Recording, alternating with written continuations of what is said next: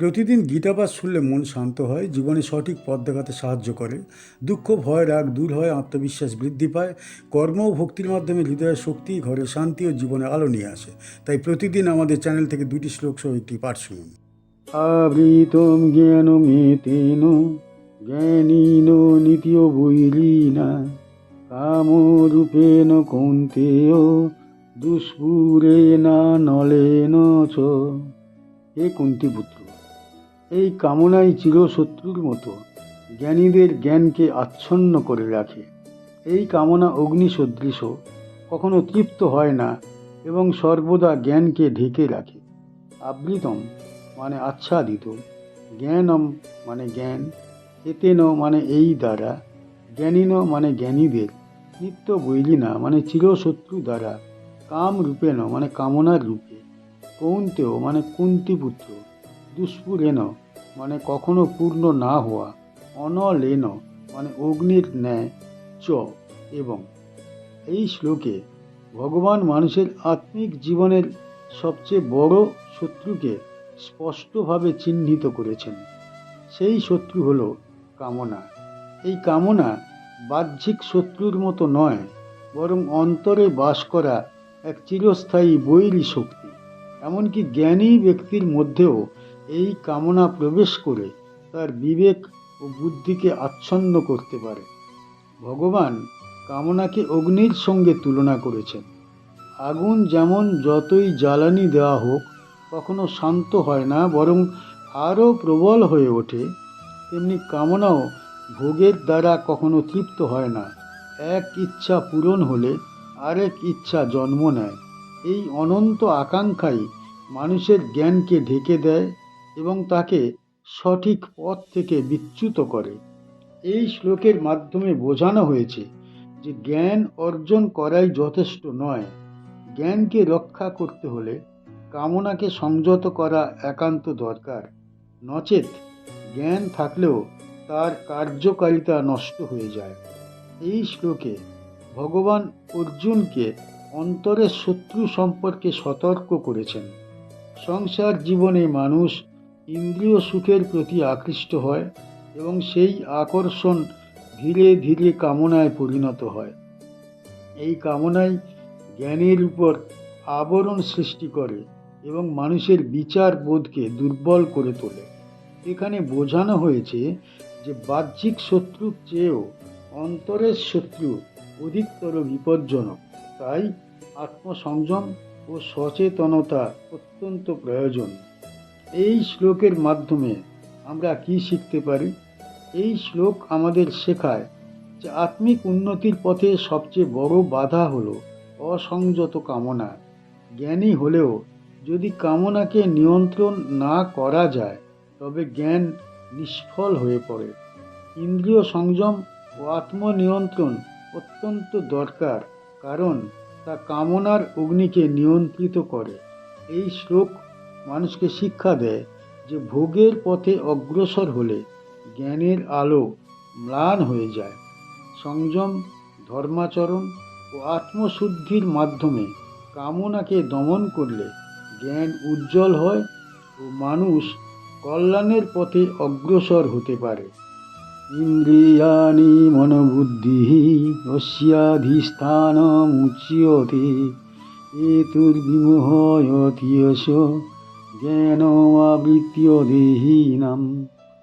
ইন্দ্রিয়, মন ও বুদ্ধি, এদেরকেই কাম তার আশ্রয়স্থল বলে মনে করে। এই সবের দ্বারা সে জীবাত্মাকে মোহগ্রস্ত করে ও তার জ্ঞানকে আচ্ছন্ন করে রাখে। ইন্দ্রিয়াণি মানে ইন্দ্রিয় সমূহ, মন মানে মন, বুদ্ধি মানে বুদ্ধি, অশ্ব মানে এর, অধিষ্ঠানম মানে আশ্রয়স্থল, উচ্চতে বলা হয়, এতই মানে এগুলির দ্বারা, বিমোহয়তি সম্পূর্ণভাবে মোহিত করে, এসো মানে এই কাম, জ্ঞানম মানে আত্মজ্ঞান, আবৃত্ত মানে আচ্ছন্ন করে বা ঢেকে রাখে, দেহিনম অর্থাৎ দেহধারী জীবকে। এই শ্লোকে ভগবান শ্রীকৃষ্ণ কাম নামক শত্রুর কৌশলগত ঘাঁটি প্রকাশ করে দিচ্ছেন। আগের শ্লোকে শত্রুকে চিনিয়েছেন, এখানে দেখিয়ে দিচ্ছেন সে কোথায় লুকিয়ে থাকে। কাম বাইরে থেকে আক্রমণ করে না, সে ভিতরেই বাসা বাঁধে ইন্দ্রিয়, মন ও বুদ্ধির মধ্যে। প্রথমে ইন্দ্রিয়ের মাধ্যমে ভোগের রস ঢুকিয়ে মনকে উত্তেজিত করে। মন সেই রসকে বারবার চিন্তা করে লালসা বাড়ায়, আর বুদ্ধি তখন বিকৃত হয়ে ভুল সিদ্ধান্তকে যুক্তি বানিয়ে ফেলে। এই 3 স্তরের সম্মিলিত আক্রমণে আত্মজ্ঞান ঢেকে যায়। মানুষ তখন জানে না সে ঠিক করছে না ভুল। বিবেক অন্ধ হয়ে পড়ে। আবিত্য জ্ঞানম শব্দটি খুব গভীর। জ্ঞান নষ্ট হয় না, ঢেকে যায়। যেমন মেঘ সূর্যকে ঢাকে কিন্তু সূর্য নিঃশেষ হয় না, তেমনি কাম জ্ঞান ঢেকে দেয়।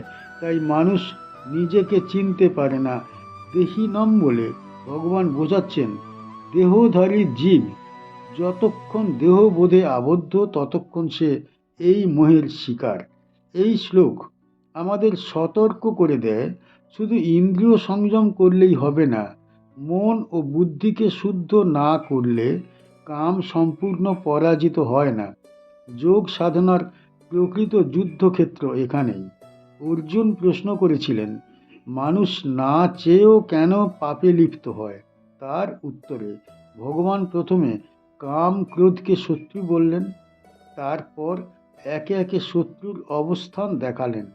এখন যুদ্ধক্ষেত্র শুধু কুরুক্ষেত্র নয়, মানুষের নিজের শরীর, মন, বুদ্ধি যুদ্ধভূমি। এই উপদেশ শুধু অর্জুনের জন্য নয়, সংসারী, সাধক, গৃহী, সন্ন্যাসী সকলের জন্য। কারণ যতদিন দেহ আছে ততদিন এই 3 দরজা দিয়ে কাম প্রবেশ করবার চেষ্টা করবেই।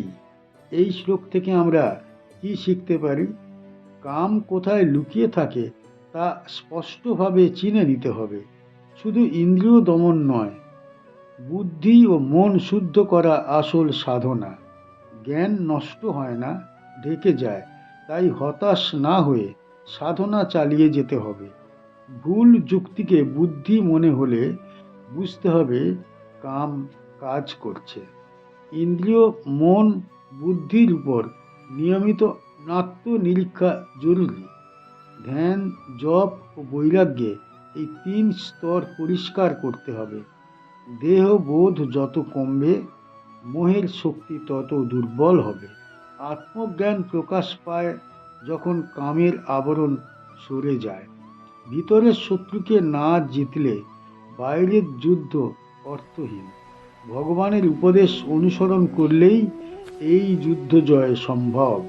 আমাদের চ্যানেলের গীতা পাঠ কেমন হয়েছে, ব্যাখ্যা কেমন হয়েছে, আপনার কেমন লেগেছে কমেন্ট বক্সে অবশ্যই জানাবেন, এবং প্রতিনিয়ত গীতা পাঠ শোনার জন্য চ্যানেলটা অবশ্যই সাবস্ক্রাইব করে রাখুন। দেখা হচ্ছে পরের ভিডিওতে।